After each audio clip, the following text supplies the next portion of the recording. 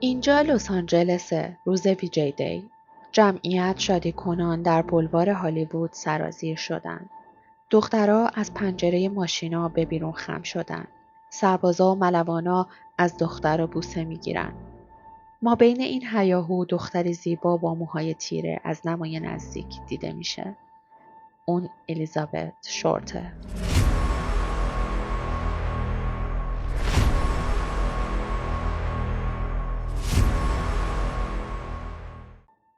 بلک دالیا یا همون کوکب سیاه یکی از معروفترین و بیرحمانه‌ترین قتل‌های حل نشده تاریخه. تقریباً یک قرن پیش جسد الیزابت شورت در حالی که دونیم شده و کاملاً از خون تخلیه شده بود پیدا شد. قاتلش تاریک‌ترین و مخوفترین خواسته‌های خودش رو به این زن تحمیل کرده بود.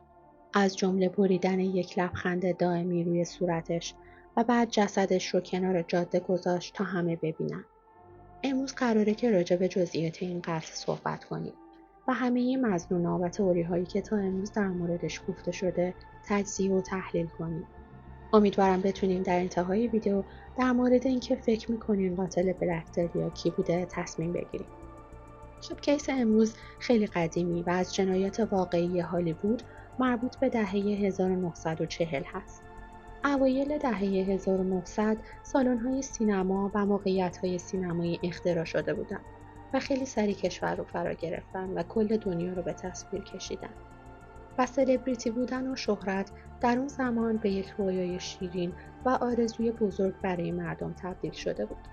درسته که سلبریتی‌های کوچک قرنها قبل از سینماها وجود داشتن و مردم همیشه عاشق نمایشنامه‌نویسا و بازیگرایی بودن که توی اون نمایشنامه‌ها بازی می‌کردن. اما حالا که فیلم‌ها میتونستن ضبط بشن و سرتاسر جهان پخش بشن و شهرت جهانی پیدا کنن، این شهرت واقعاً بزرگتر از اون چیزی بود که هر کسی انتظارش رو داشت. نماها به یک ستونی از زندگی اجتماعی و سرگرمی مردم تبدیل شدند و همه عاشق بازیگرا و هنرپیشه‌ها بودند. هنرپیشه‌هایی مثل کلارک گیبل، گلوریا سوانسن، چارلی چاپلین و مرلین مونرو. ستاره شدن به یک آرزوی بزرگ تبدیل شده بود و همه می‌خواستند مثل بازیگرایی باشن که روی پرده می‌بینن. توی دهه 1940 و 50 جوانایی که تقریباً در اوایل دهه 20 زندگیشون بودن همه شروع به هجوم بردن به لس آنجلس به هالیوود کردن تا به عنوان یک بازیگر تلاش کنن به امید اینکه بتونن نقشی توی فیلمی داشته باشن. اما وقتی به اونجا میرسیدن انتظار داشتن که دنیای پرزرق و برق و معروفیت و زیبایی و همه چیزهای شاد رو ببینن. اما اون افسانه‌ای که انتظارشو داشتن نبود. در واقع دهه 1940 امریکا جای خیلی غم‌انگیزی بود. منظورم اینه که بعد از جنگ بود. بسیار فقیر بود. همه خیلی افسرده بودن و فکر میکنم که برای خیلی از مردم توی دنیا توی اون مقطع زمانی بعد از جنگ همینطور بود. اما هالیوود از بیرون خودش رو خیلی عالی جلوه داده بود. و وقتی که مردم با انتظار دیدن اون زرق و برق وارد لس آنجلس میشدن فقط با افسردگی مواجه میشدن. و تقریباً کل دنیا این احساس تاریکی و غم رو تجربه می‌کردن و این احساس واقعاً تو فیلم‌های اون زمان منعکس می‌شد. فیلم نوآر به ژانر بزرگ در اون زمان تبدیل شد که منعکس کننده همین احساسات بود و یکی از بزرگترین ویژگی‌های فیلم نوآر تا حدودی خطوط داستانی افسرده کننده است. خیلی از اونها درام جنایی هستن یا چیزهایی مثل خیانت یا هر چیزی که کمی دارک بودن رو پوشش میدادن. یه جورایی احساس عمومی جهان رو در اون زمان منعکس میکنن. چون اینجوریه که وقتی که کاملا احساس ناراحتی میکنین دلتون نمیخواد چیزی فوق‌العاده شاد تماشا کنین و این چیزی بود که در اون زمان اتفاق میافتاد. بنابراین تو سال 1947 سالی که این مورد اتفاق افتاده حال و هوای خیلی پیچیده‌ای توی لس آنجلس برقراره. ترکیبی از زرق و برق و زیبایی و همچنین ناامیدی و خطر. و پرونده بلک دالیا به طرز عجیبی نمایانگر این حس و حاله. اون یه زن جوان و زیبا بود که رویاش برای رسیدن به هالیوود رو دنبال کرد و امیدوار بود که به عنوان یه هنرپیشه آینده‌ش رو بسازه. اما در عوض بدون هیچ دلیل مشخصی به طرز وحشیانه‌ای به قتل رسید. 15 ژانویه 1947 زنی به اسم بتی همراه دختر 3 سالش برای خرید بیرون رفته بودند. اونا صبح زود از خونه خارج شده بودن تا قبل از شام همه کارشون رو انجام بدن. اون روز اونا از محله‌ای کم توسعه یافته عبور می‌کردن. توی اون دوره به خاطر جنگ خیلی از پروژه‌های ساختمانی متوقف شده بودن. به خاطر همین زمینای خالی زیادی توی شهر وجود داشت. همینطور که بتی و دخترش در حال عبور بودن، توی یکی از این زمینای خالی چیزی به چشم بتی خورد. از دور به نظرش رسید که مانکن مغازه است که تیکه تیکه شده و روی چمن افتاده. اون دقت کرد نیمتنه بالایی و پایینی کاملا از هم جدا شده بودن. اما هرچی جلوتر میرفت یه حس عجیب بهش دست میداد. چیزی بیش از حد واقعی به نظر میرسید. ویژگی‌های چهره خیلی جزئیات داشتن. پوستش زیادی شبیه پوست واقعی بود. و درست اون لحظه بود که متوجه شد این یه مانکن نیست، بلکه یک جسد واقعیه. و اون جسد به طرز وحشتناکی از وسط دو نیم شده بود. بتی وحشت زده شد و تنها چیزی که میتونست بهش فکر کنه دختر 3 سالش بود. اون نمیتونست اجازه بده که دختر کوچولوش همچین صحنه وحشتناکی رو ببینه. نمیتونست اجازه بده هیچ کس دیگه این صحنه رو ببینه.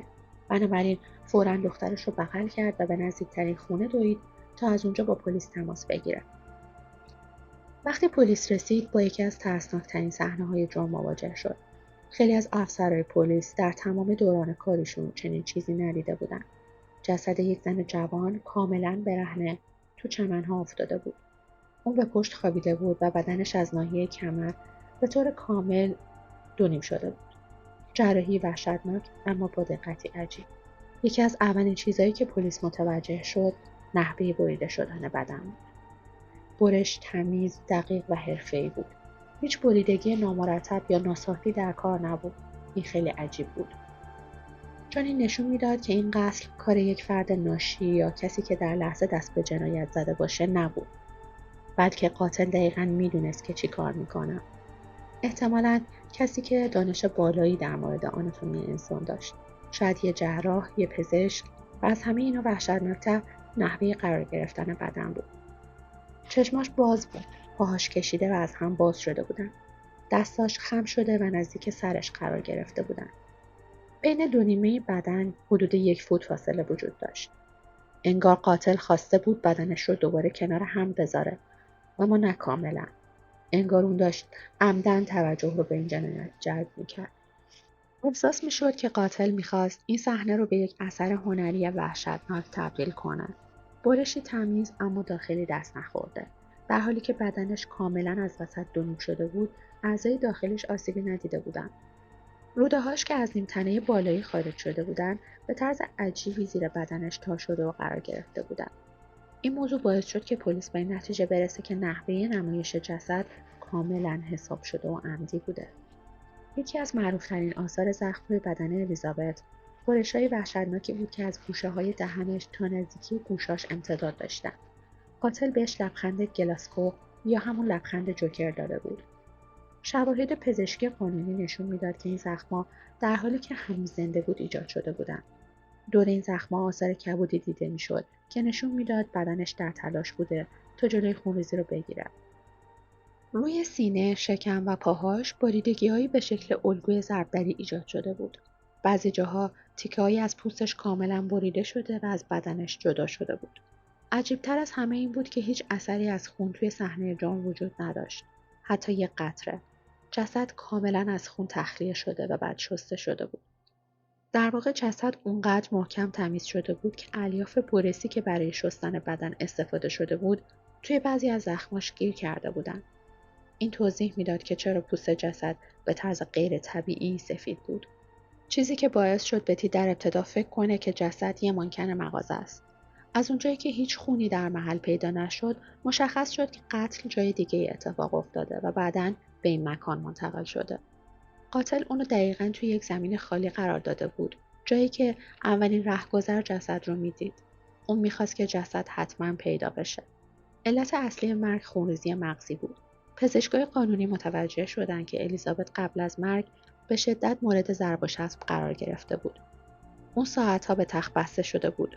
رور مچ دستا و پاها و همچنین دور گردنش رد طناب بود. پلیس متوجه شد که به دلیل شدت جراحات و تغییر چهره جسد، شناسایی هویتش به سادگی ممکن نیست. بنابراین اثر انگشت جسد به FBI ارسال شد. و خوشبختانه الیزابت قبلا به دلیل مصرف مشروبات الکلی زیر سن قانونی دستگیر شده بود. اثر انگشتش توی پایگاه داده FBI وجود داشت. الیزابت 29 جولای 1924 توی هاید پارک بوستون به دنیا آمده بود. فرزند سوم از 5 دختر فیبی و کلیو شورت بود.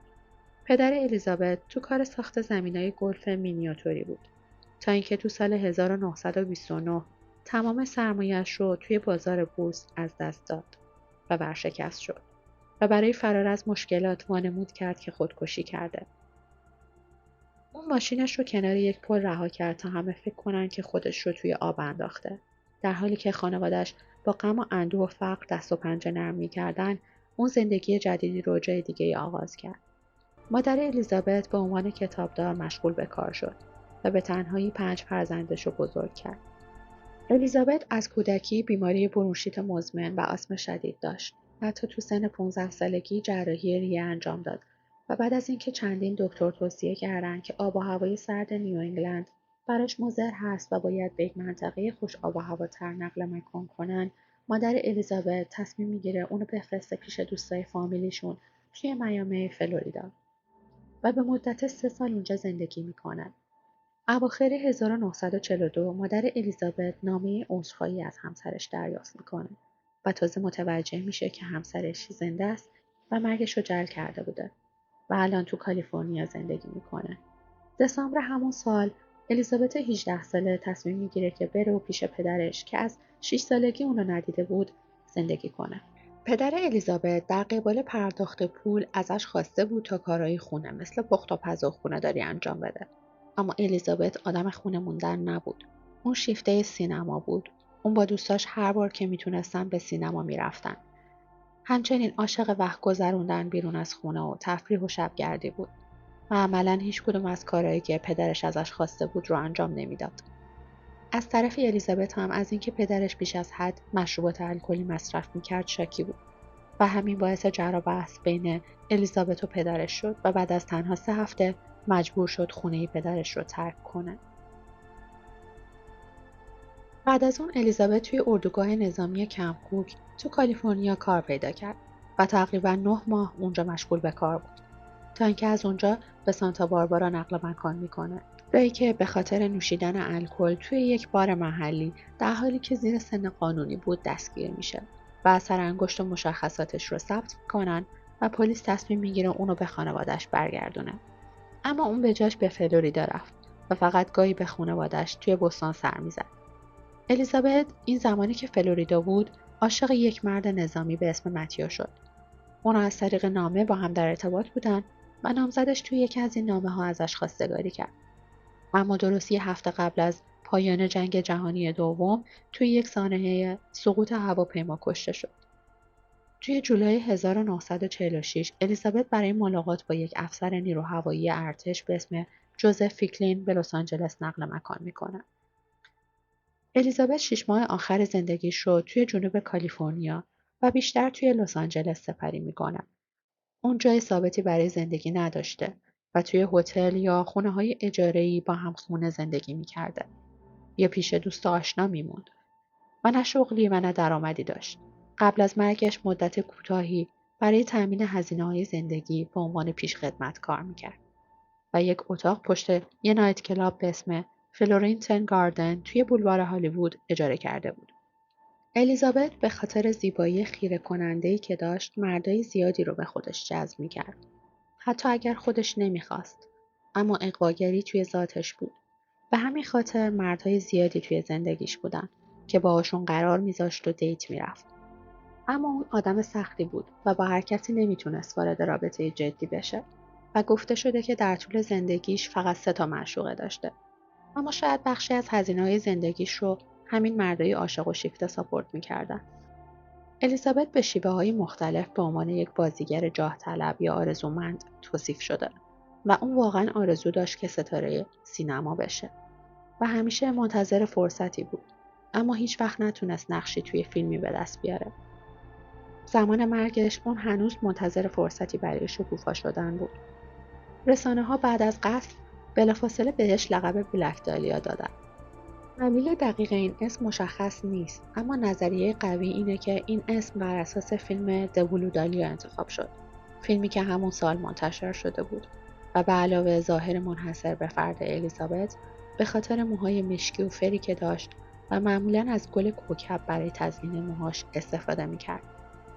از اونجا که رسانه‌ها در اون دوران عادت داشتن برای قربانیای قتل اسم مستعار انتخاب کنن، این اسم احتمالاً ترکیبی از فیلم محبوب اون زمان و ظاهر متمایز الیزابت بوده. چند روز بعد یک تماس تلفنی عجیب به دفتر روزنامه لس آنجلس هرالد اگزامینر رسید. یک مرد با صدای آروم، مطمئن و کمی مغرور گفت که قاتل بلک دالیا است. اون از نحوه پوشش خبری روزنامه تشکر کرد، اما با لحنی تحقیرآمیز گفت شما اطلاعاتتون تموم شده، اما من چیزایی دارم که به شما بدم. و بعد گفت که بعضی از وسایل شخصی الیزابت رو برای روزنامه خواهد فرستاد. 3 روز بعد یک پاکت مرموز دریافت شد. روش نوشته شده بود اینجا وسایل دالیاست. نامه در راه است. و نکته جالب، این پیام با حروف بریده شده از روزنامه‌ها ساخته شده بود. و داخل پاکت شناسنامه الیزابت، کارت شناساییش، عکساش با دوستاش و نامزدش که توی جنگ کشته شد و یک دفترچه آدرس که به نظر می رسید متعلق به کس دیگه‌ای بود. این اولین نشونه واقعی از قاتل بود. اما آیا این مرد واقعا قاتل الیزابت بود؟ اون با اعتماد به نفس صحبت میکرد. اطلاعاتی داشت که فقط قاتل میتونست بدونه و حتی وسایل شخصی قربانی رو فرستاده بود. اما پلیس هنوز مطمئن نبود که این تماس‌ها و بسا واقعی یا یک فریب دیگه توی این پرونده پیچیده. چون تا اون زمان تعداد زیادی نزدیک به 50 مورد اعتراف دروغی دریافت کرده بودن که همه مدعی بودن قاتل بلک دالیا هستن. در ابتدا پلیس و روزنامه فکر می‌کردن که این تماس تلفنی فقط یه شوخیه. فقط کسی که ادعا میکنه قاتله و میگه مدارکی داره، اما هرگز بسته ارسال نخواهد کرد. اما حالا که اونها مدرک داشتن، میدونستن که باید این موضوع رو جدی بگیرن. اونا واقعا با قاتل بلک دالیا در ارتباط بودن. بسته‌ای که دریافت شده بود مورد بررسی قرار گرفت. بوی خیلی شدید بنزین میداد و زمانی که همه اقلام داخلش آزمایش شدن، مشخص شد که با بنزین پاک شدن تا اثر انگشتی روی اونا باقی نمونه. روی هیچی اثر انگشت نبود. نه اثر انگشت الیزابت و نه هیچ فرد دیگه. ترسناکه که قاتل بلک دالیا چقدر اطلاعات داشت. اون میدونست چطور یه بدن رو تیکه تیکه کنه. چطور اثر انگشتش رو روی مدارک باقی نذاره. اون به نظر میرسید که همه چیز رو میدونه و همیشه یک قدم از پلیس جلوتره. خود بسته و تمام وسایل داخلش سرنخهای زیادی در اختیار پلیس قرار نداد. فقط ثابت کرد که اونا واقعا در ارتباط با قاتل بودن. شاید تنها چیزی که اونا بهش توجه کردن دفترچه آدرسی بود که مشخصاً متعلق به الیزابت نبود، اما هنگام مرگ همراهش بوده. روی جلد دفترچه اسم شخص دیگه‌ای حک شده بود، به اسم مارک هانسن. نه اسمی که حتی نزدیک به الیزابت شورت باشه. علاوه بر این چندین صفحه از این دفترچه پاره شده بود که احتمال میدادن ممکنه اطلاعات مهمی تو اونها بوده باشه. پلیس موفق شد مارک هانسن رو پیدا کنن و متوجه شد که اون با الیزابت شورت دوست بوده. اما به نظر می رسید رابطه اونها چیزی بیشتر از یک دوستی معمولی باشه. مارک یه مرد میانسال مرموز بود، یک زنباز که به زنای نیازمند پیشنهاد کمک میداد و بهشون توی خونش جا میداد. اون مردی ثروتمند بود که دوست داشت در کنار زنها باشه و میدونست که بسیاری از این زنها نیاز به سرپناه و حمایت مالی دارن.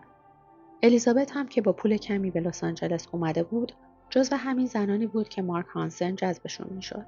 به گفته مارک، الیزابت از دفترچه آدرسش به عنوان دفترچه شخصی خودش استفاده میکرد، چون شماره خیلی از دوستای مشترکشون توش ثبت شده بود.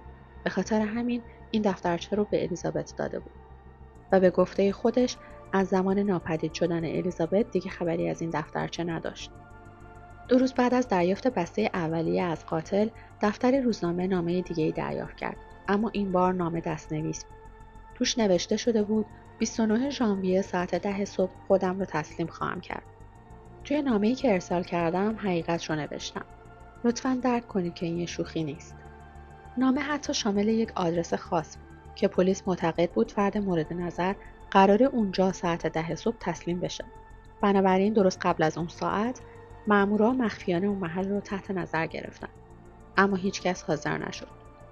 هیچ اتفاقی هم نیفتاد. کمی بعد نامه دیگه‌ای به دفتر روزنامه رسید که نوشته بود: برای من خیلی سخت شد. تصمیم گرفتم فرار کنم. روزهای خوشی داشته باشید. این نامه سوم دوباره مثل نامه اول از تیکه‌های بریده شده مجله‌ها ساخته شده بود. خیلی از مردم درباره این دو نامه آخر بحث کردند. آیا این نامه‌ها از سوی همون شخصی بود که بسته اولیه رو ارسال کرده بود؟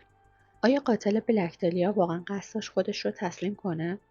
یا اینکه این نامه‌ها کار افراد دیگه‌ای بود که سعی داشتن پلیس رو منحرف کنن؟ با این حال خیلی‌ها معتقدن که این نامه‌های آخر هم واقعی هستن و به پرونده بلک دالیا مرتبطن. اما حتی اگه این دو نامه آخر جعلی باشن، تماس تلفنی اولیه و بسته حاوی وسایل شخصی الیزابت کاملا واقعی بودن. بعضیا فکر میکنن که الیزابت شورت قربانی یک قاتل سریالی بوده، اما پلیس باور داره که الیزابت قاتل خودش رو میشناخته و قاتل هم از قبل باهاش آشنا بوده و اون فقط یه قربانی تصادفی یه قاتل سریالی نبود. یکی از نکاتی که این فرضیه رو اثبات میکرد صفحات پاره شده دفترچه آدرس بود. این احتمال وجود داشت که قاتل اسم و اطلاعاتش رو از این دفترچه پاک کرده باشه تا ارتباطی بین خودش و الیزابت وجود نداشته باشه. و اما بریم سراغ مظنونین پرونده. این پرونده مظنون زیاد داره، اما 3 نفر اصلی که مهمترین هستن توی این پرونده رو بررسی میکنیم. اولین مظنون فردی بود که در زمان منتهی به قتل الیزابت شورت باهاش در ارتباط بود. شخصی به اسم رابرت ردمندی، یک سرباز سابق ارتش بود که به دلیل مشکلات روحی مجبور به ترک ارتش شده بود. دوستا و خانواده‌اش اونا رد صدا می‌زدن چون موهای قرمز روشنی داشت. رد حدوداً 1 ماه قبل از قتل الیزابت توی سندیگو باهاش آشنا شد. رد هنگام رانندگی از کنار یک ایستگاه اتوبوس عبور می‌کرد که الیزابت رو اونجا دید که ایستاده بود. از نظر رد الیزابت زیباترین زنی بود که تا به حال دیده بود. بنابراین خودرو رو متوقف کرد و تلاش کرد باهاش صحبت کنه. در نهایت الیزابت سوار ماشین شد و اونا خیلی زود با هم دیگه صمیمی شدن. رد از الیزابت دعوت کرد تا یک بار دیگه با هم بیرون برن و از اون لحظه به بعد حدود 1 ماه گاهی اوقات با هم قرار میذاشتن. اما رابطهشون چندان جدی نبود. اونا فقط مدتی با هم وقت میگذروندن و توی مرحله اولیه آشنایی بودن. آخرین باری که الیزابت و رد همدیگر رو ملاقات کردن 8 ژانویه بود، یعنی دقیقاً 1 روز قبل از ناپدید شدن الیزابت. اون روز رد و الیزابت با هم قرار گذاشتن و یک قرار عاشقانه داشتن. الیزابت از رد خواست اونو به لس آنجلس برسونه چون با خواهرش توی هتل بیلتمور قرار داشت و رد به الیزابت قول داد که صبح زود اونو به لس آنجلس میرسونه. بنابراین اون شب رو توی یک هتل توی سندیگو با رد گذروند. رد ادعا کرد که هیچ اتفاق خاصی بینشون رخ نداده و تنها یک شب کنار هم موندن. صبح روز بعد یعنی 9 ژانویه رد گفت طبق قولش الیزابت رو به لس آنجلس برگردون و جلوی هتل بیلتمور پیادش کرد. و طبق گزارش‌ها آخرین باری که اون زنده دیده شد همون روز تو هتل بیلتمور بود. بعد از اون ناپدید شد و 6 روز بعد توی 15 ژانویه جسدش پیدا شد. بعضیا معتقدن که توی فاصله 5 تا 6 روزه بین ناپدید شدن و پیدا شدن جسدش اون زنده بوده و توسط قاتل جای نگهداری و شکنجه می شده. اما عده دیگه فکر میکنن که اون بلافاصله بعد از ناپدید شدن به قتل رسیده و قاتل مدتها جسدش رو مخفی نگه داشته و باهاش بازی کرده. من فکر میکنم حقیقت احتمالاً جایی بین این دو فرضیه قرار داره. قاتل برای انجام تمام کارهایی که روی بدن الیزابت انجام داد، از جمله کات کردن بدن، تخلیه کامل خون، مثله کردن، نیاز به زمان زیادی داشت. اما از طرفی ما از گزارش کالبد شکافی میدونیم که برشایی روی صورتش که لبهاش رو از گوش تا گوش پاره کرده بود، توی زمانی که زنده بود ایجاد شده بود. چون در اطراف زخم‌ها کبودی وجود داشت که نشون میداد اون در هنگام زنده بودن شکنجه شده. دلیل اینکه برخی فکر میکنن رد قاتل بود اینه که اون آخرین فردی بود که الیزابت رو زنده دیده بود. اونا به تازگی آشنا شده بودن و تنها 1 ماه بود که همدیگر رو میشناختن. شب قبل از ناپدید شدن الیزابت اولین شبی بود که اون و رد توی یک هتل با هم سپری کردن. هیچکس نمیدونه که تو اون هتل چه اتفاقی افتاده. آیا همه چیز به خوبی پیش رفت؟ آیا بینشون درگیری رخ داده بود؟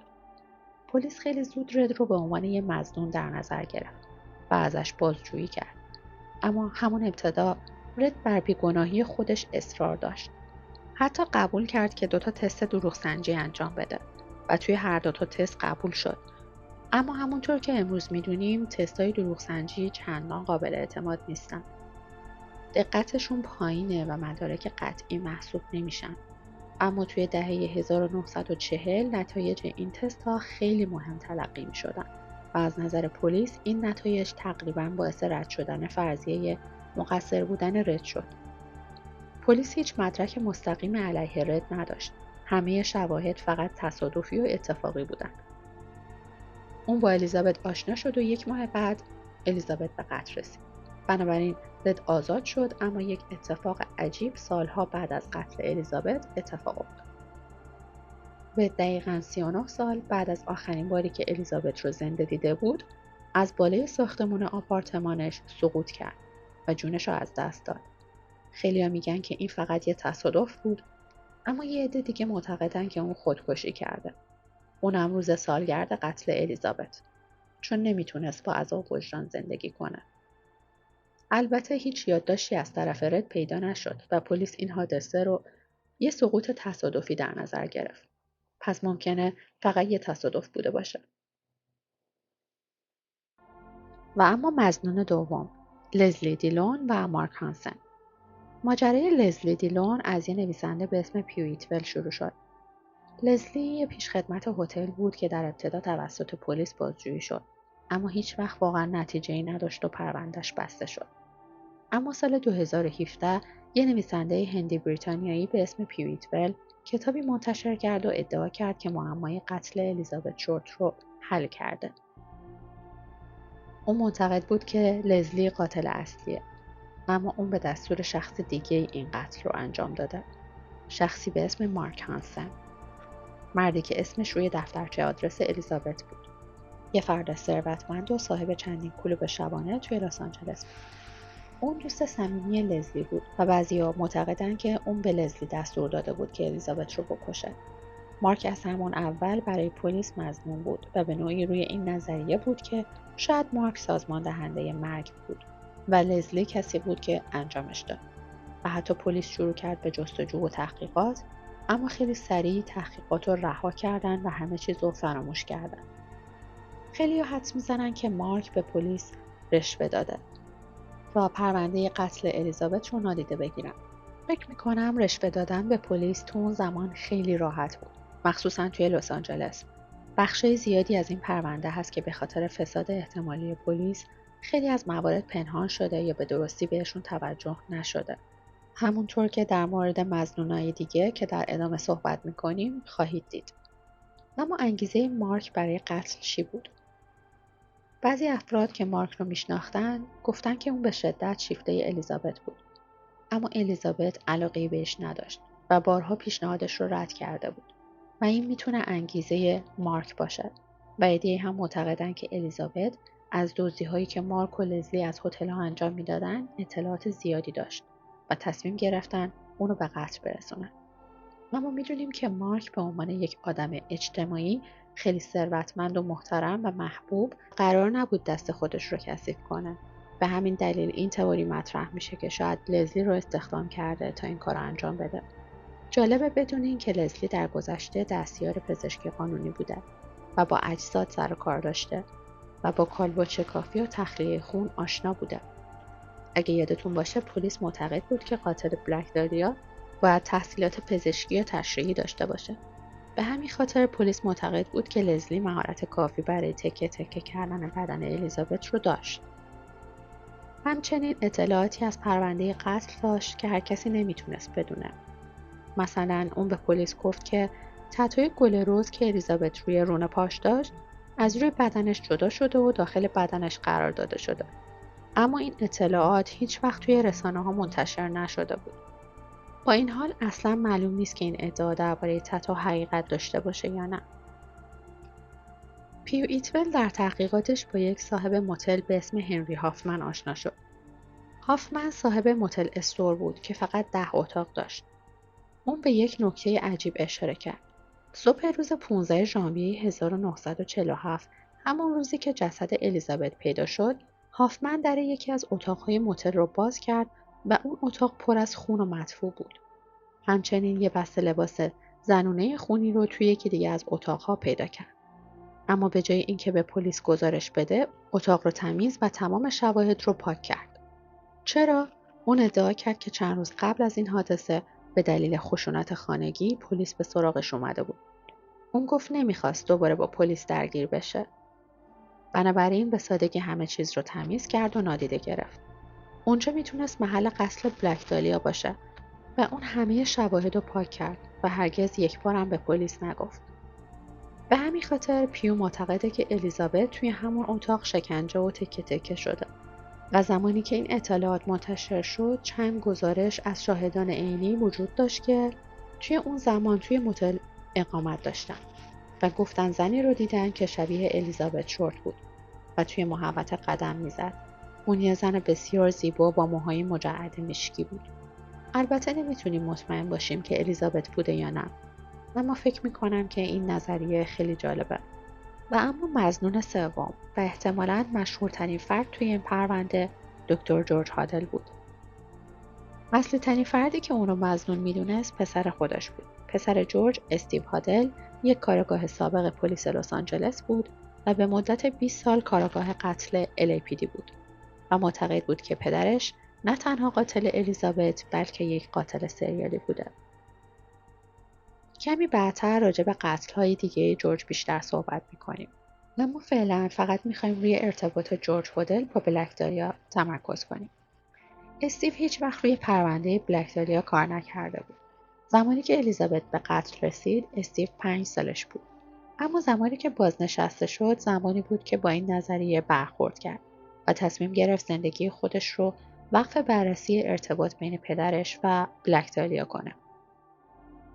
جورج سال 1999 درگذشت و نامادری استیو یه آلبوم عکس به استیو داد و گفت که پدرت دوست داشت این پیش تو باشه. وقتی که آلبوم رو باز کرد، عکسای زیادی از دوست و فامیل و خود جورج بود و بین اون عکس‌ها 2 تا عکس از یک زن زیبا با موهای مشکی بود. اون در ابتدا این زن توی عکس‌ها رو نمیشناخت. در واقع خیلی از افراد توی عکس‌ها رو نمیشناخت، چون پدرش اجتماعی بود، دوستای زیادی داشت و همیشه توی خونش مهمونی میگرفت. اما چیزی در مورد این زن مو مشکی وجود داشت که به محض اینکه اونو دید بلافاصله اونو تحت تاثیر قرار داد. و هرچی بیشتر به این عکس‌ها نگاه کرد متوجه شد که این میتونه بلک دالیا باشه. البته که این قتل 10 سال قبل اتفاق افتاده بود. بنابراین استیو مجبور بود کمی تحقیق و کمی مقایسه کنه. اما استیو مطمئن بود که عکس‌های الیزابت شورت رو توی آلبوم عکس‌های شخصی پدرش پیدا کرده. و اینجوری نبود که استیو این عکس‌ها رو ببینه و یهو با خودش بگه خب پس پدرم باید اونو کشته باشه. نه، باید بگم که جورج هادل مرد خوبی نبود. اون کارهای وحشتناک زیادی تو زندگیش انجام داده بود و استیو با دیدن این عکسایی که شبیه به بلک دالیاست فکر میکنه خود بلک دالیاست و تصور این که پدرش میتونست یه قاتل باشه به علاوه همه کارهای وحشتناک دیگه‌ای که انجام داده بود خیلی سخت نبود. اجازه بدین کمی در مورد جورج هادل بهتون بگم. اون از کودکی خیلی باهوش بود، تا جایی که توی سن 15 سالگی تونست وارد دانشگاه بشه و اینجا شروع همه اتفاقای دارک زندگی جورج بود. وقتی که 15 سالش بود توی دانشگاه از همسر یکی از استاداش خوشش میاد و شروع میکنه باهاش ارتباط گرفتن و بعد رابطه جنسی برقرار میکنه و اون زن باردار میشه و خب این قضیه قطعا مخفی نمیمونه. در نتیجه جورج از دانشگاه اخراج میشه. جورج توی دانشگاه دیگه تحصیل میکنه و تمام دوره‌های پزشکیش رو به اتمام میرسونه و تصمیم میگیره در زمینه زنان و بیماری‌های مقاربتی و سقط جنین‌های مخفی تخصص بگیره. با شناختی که از جورج دارم میتونم بگم جورج به خاطر انگیزه‌های عجیب و غریب و بیمارگونه‌ای که داشت این شغل رو انتخاب کرد. تو زندگیش همسران متعدد و معشوقه‌های زیادی داشت و فرزندای زیادی هم از همسراش و روابطش داشت. استیو پسر جورج معتقده که پدرش یه منحرف جنسی بوده و حالا مشتریای جورج زنان جوانی بودند که توی موقعیت‌های سختی قرار داشتن، چه مبتلا به بیماری مقاربتی، چه بارداری ناخواسته، و اون هر روز زنان آسیب‌پذیر زیادی رو به خونش راه میداد. فکر می‌کنم دلیل انتخابش برای تخصص تو این رشته کاملاً واضحه. جورج یک پزشک خیلی حاذق و محبوب و مورد احترام بود. نمیدونم چجوری، اما در نهایت تبدیل به دکتر ستاره‌ها شد. و زندگی توی لس آنجلس و داشتن چنین شهرتی به این معنی بود که اون میتونست پول هنگفتی به دست بیاره و این ثروت زیاد باعث شد توی لس آنجلس محبوب تر بشه. اون همیشه اطراف سلبریتی‌ها و افراد ثروتمند بود و توی خونش مهمونی برپا میکرد. و البته خونه که نه، در واقع یک عمارت توی لس آنجلس داشت که به نوعی شبیه معبد مایاها ساخته شده بود. و این افتخار و شادی جورج بود که همیشه میزبان مهمانی‌ها بود. و گفته میشه که این خونه مرکزی برای جرم و جنایت بوده. تصور کنین که یک آدم منحرف بداخلاق که پول و روابط زیادی داره چه کارهایی ازش برمیاد. شاید حتی تصورش هم نتونین بکنین. عکاسی که اون زمان تو این محافل بود درباره خونه هتل صحبت میکنه و میگه زنا برای ورزش اونجا شکنجه شدن و قتل در اونجا اتفاق افتاده. اما در این مورد توضیحی نداد. این آدم کسی بود که مرتب به این مهمونی‌ها میرفت و یه جورایی عکاس خانوادگی جورج. جورج بچه‌های زیادی داشت و بچه‌ها رو اغلب پیش مادرشون میذاشت. هر وقت از همسراش یا دوست دختراش جدا میشد، بچه‌ها پیش اونا میموندن. اما از اونجایی که خونه بزرگی داشت، مواقعی پیش میومد که مادرای بچه‌ها اونا رو میفرستادن تا با جورج زندگی کنن. اما هیچ کدوم از بچه‌ها توی خونه پدرشون اوقات خوبی رو نمیگذروندن. یکی از دخترای جورج به اسم تامار در مورد اینکه دوران کودکی او در خانه جورج هتل چقدر آسیب‌زا بوده صحبت کرده. اون میگه توسط جورج تحت فشار قرار میگرفت که برهنه آفتاب بگیره و دوستای جورج بشینن و اونو تماشا کنن و دوستای عکاسش ازش عکسای برهنه بگیرن و این در حالیه که اون فقط 10 یا 11 سالش بود. همچنین تامار گفت که پدرش کتاب‌های اروتیک بهش میداد بخونه تا بتونه ازش یک الهه جنسی بسازه. وقتی تامار 11 ساله بود، پدرش مرتباً به دخترش تجاوز میکرد. با این توجیه که فراعنه با دخترشون رابطه جنسی داشتن. وقتی تامار 16 ساله بود، یک دختر به دنیا آورد. تو این زمان اون از جورج هتل و خونش دور بود. اگرچه هنوز مشخص نیست که آیا نوزاد متعلق به جورج بوده یا نه، ولی احتمال زیاد فرزند اون بوده. اسم دختر تامار فاونا هتل بود. اما وقتی که تامار اونو به فرزند خوندگی سپرد، اسمی کاملا متفاوت بهش دادن. اون بدون دونستن اینکه والدینش کیا هستن و پیشینش چیه بزرگ شد و کم کم شروع به کشف همه اینا کرد. فاونا که حالا در قید حیات نیست باور داشته که فرزند تامار و جورج بوده و افراد زیادی هم همین باور رو داشتن. تامار به طرز عجیبی تحت تاثیر پدرش قرار گرفته بوده، طوری که حتی گاهی به نظر می اومده شستشوی مغزی شده. پدرش با زدن حرفایی مثل اینکه فرعون‌ها با فرزنداشون رابطه داشتن سعی می‌کرد اعمالش رو عادی جلوه بده و از اونجایی که این سوء استفاده ها از سن خیلی کم شروع شده بود، تامار دچار نوعی پذیرش یا بی‌حسی نسبت به شرایطش شده بود. برای همین تامار هیچ اقدامی برای فرار یا کمک خواستن نمی‌کرد. مادر تامار وقتی متوجه میشه، بارها ازش میخواد که فرار کنه، پیش دوستاش قایم شه یا حتی توی خیابون بخوابه، فقط دور از پدرش باشه. ولی وقتی میبینه تامار تمایلی نشون نمیده، نهایتاً بهش میگه که فکر میکنه پدرش یه قاتله و اگه ازش جدا نشه و فرار نکنه احتمال داره حتی تامار رو هم بکشه. ادعای مادر تامار بی اساس نبود، چون پدرش جورج هتل یه منشی داشت که مدت کوتاهی بعد از ماجرای قتل بلک دالیا به طرز مشکوکی مرد. مرگش به عنوان خودکشی ثبت شد، ولی هیچ کس واقعا باور نمیکنه که خودش رو کشته باشه، چون نه افسرده بود نه نشونه ای از تمایل به خودکشی نشون داده بود. یه مرگ ناگهانی یا مرموز.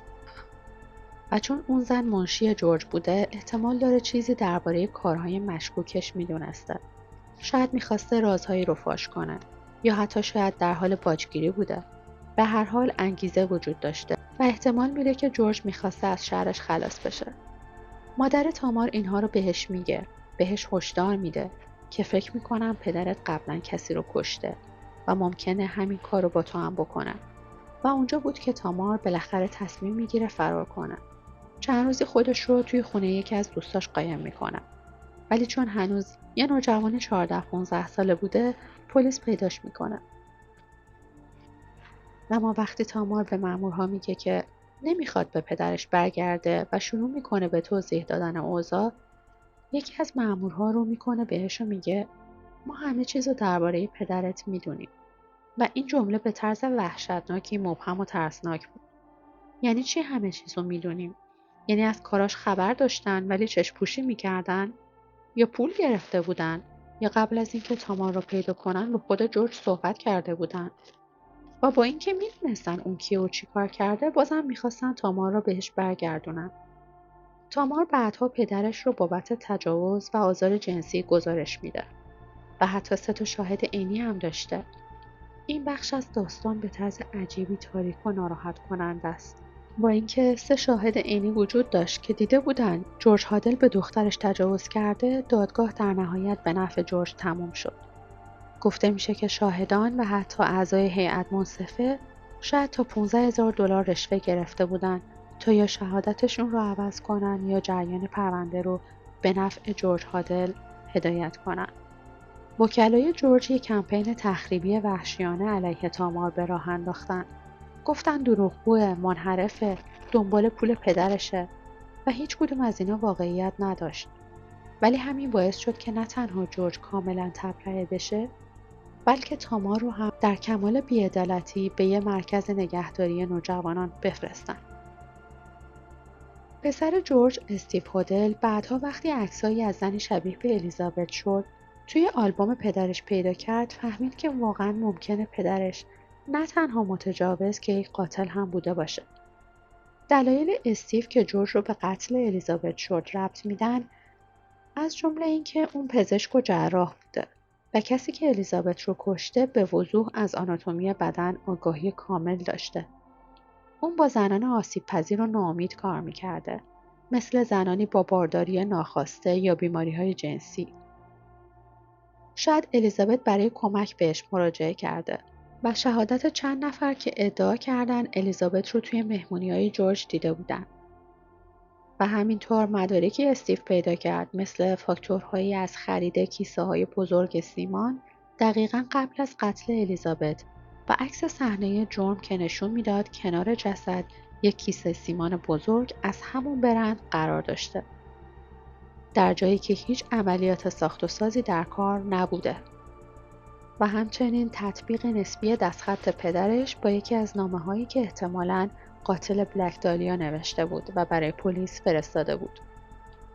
وقتی پلیس به جورج مظنون بود، توی خونش شنود گذاشت و اینجاست که ماجرا ترسناکتر میشه. 5 هفته بعد از قتل، دستگاه شنود صدای جیغ یک زن رو ضبط میکنه. بعد سکوت و بعد دوباره جیغ. در همون روز صدای جورج ثبت شده که میگه یه بالش روی سرش گذاشتم و اونو با پتو پوشوندم. تاکسی بگیر، بلافاصله با بیمارستان تماس بگیر. ساعت 12:39 تموم کرد. اونا که از اولم یه چیز مشکوک حس کرده بودن. الان شاید دیگه فهمیدن قضیه چیه. کشتمش. شاید واقعا من منشیم رو کشتم. و باور بر اینه که این بخش از متن صوتی مربوط به قتل بلک دالیا نیست. اونا فکر میکنن ممکنه صدای قتل منشیش رو روی این دستگاه ثبت کرده باشن. چون واقعیت اینه که منشیش مدتی بعد از قتل بلک دالیا به خاطر خودکشی از دنیا رفت. پس طبیعیه که بین این دو اتفاق ارتباطی دیده بشه. مخصوصا وقتی مدرکی مثل این صدای ضبط شده وجود داره. ما بعدا متوجه میشیم که جورج هادل موقعی که منشیش خودکشی کرد ظاهرا اونجا حضور داشته. انگیزه‌ای که برای قتل منشیش در نظر گرفته میشه اگه واقعا کار خودش بوده باشه اینه که شاید اون زن از کارهای کثیفش خبر داشته و شاید قصد داشته کاری در این باره بکنه و شاید جورج نمیخواست اون این چیزها رو بدونه یا شاید هم منشیش چیزی درباره بلک دالیا میدونسته چون اگه دکتر هودل الیزابت رو کشته باشه، مثلا اگه اون یکی از بیماراش بوده و در حین جراحی اونو کشته، اون وقت منشیش حتما از این موضوع خبر داشته و اینجوریه که وقتی یه نفر به عنوان بیمار اسمش ثبت میشه و بعد جسدش پیدا میشه و رئیس شما هم جورج هودله، خب آدم شروع میکنه به شک کردن. شاید اون منشی چیزی به جورج گفته بود و شاید جورج نمیخواسته اون اینقدر بدونه. بعدها جورج روی همین نوارهایی که ضبط شده میگه فرض کن من بلک دالیا رو کشتم. دیگه نمیتونن اینو ثابت کنن. نمیتونن با منشیم حرف بزنن چون اون مرده. جورج سال 1999 از دنیا رفت. هیچ وقت به طور رسمی به هیچ قتلی متهم نشد. با این حال استیو خیلی مشتاقه که FBI دوباره پرونده بلک دالیا رو باز کنن و به طور خاص پدرش رو به عنوان قاتل بررسی کنن. استیو با تمام وجود به این موضوع باور داره. علت اینکه اون فکر میکنه پدرش ممکنه یه قاتل سریالی باشه این بود که مدتی بعد پدرش از لس آنجلس فرار کرد و رفت فیلیپین و دوباره مدت کوتاهی بعد از ورودش یه زن دیگه کشته شد. به دو نیم تقسیم شده بود، دقیقاً مثل بلک دالیا. از وسط بریده شده بود و اون زن هم شبیه الیزابت بود. جوون، موهای تیره و زیبا. اگه این موضوع واقعیت داشته باشه به نظر میرسه که پدرش یه نوع خاص از قربانی انتخاب میکرده. این دو پرونده هیچ وقت به طور رسمی به هم مرتبط نشدن. اما استیو باور داره که قتل‌های پدرش به همین دوتا محدود نمیشه. به نظر میرسه که این قتل‌های وحشیانه هر جا پدرش میرفته باهاش همراه بودن. حتی خاک پشت خونه جورج رو بررسی کردن و توش بقایای انسان پیدا شد. بعضی از مردم نسبت به استیو هودل و کلیه این نظریه ها شک دارن. حتی به نیت واقعی استیو برای انتشار این نظریه هم شک میکنن. مردم فکر میکنن شاید اون فقط دنبال به دست آوردن پول و شهرت بوده و داره شواهد و نظریه هایی میده تا ازشون سود ببره یا برای اینکه بتونه کتابشو بفروشه. که خب نمیدونیم دقیقاً هدف استیو چی هست. اما نظریه دکتر جورج هودل واقعا قابل تأمله و به نظرم احتمال زیاد قاتل الیزابت بوده. اما بازم 100% نیست. متاسفانه عدالت هیچ وقت برای الیزابت برقرار نشد. بی‌صبرانه منتظرم نظراتتون رو توی کامنت ها بخونم. چون واقعا میخوام بدونم شما چی فکر میکنین. نظریه هاتون چیه و فکر میکنین محتمل ترین مظنون کیه؟ اگه از این سبک ویدیو خوشتون میاد حتما کانال منو سابسکرایب کنین. تا ویدیوهای بعد خداحافظ.